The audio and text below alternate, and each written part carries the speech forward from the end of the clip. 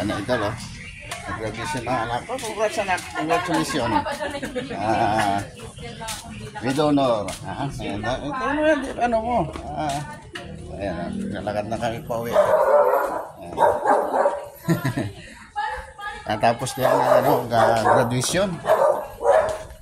Proud na proud si Papa.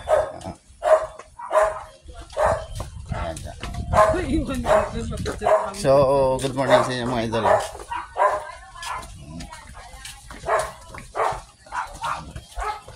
Pauwi na kami.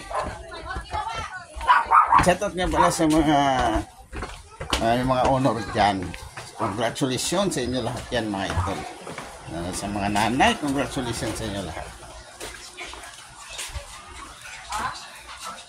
Yan anak ko.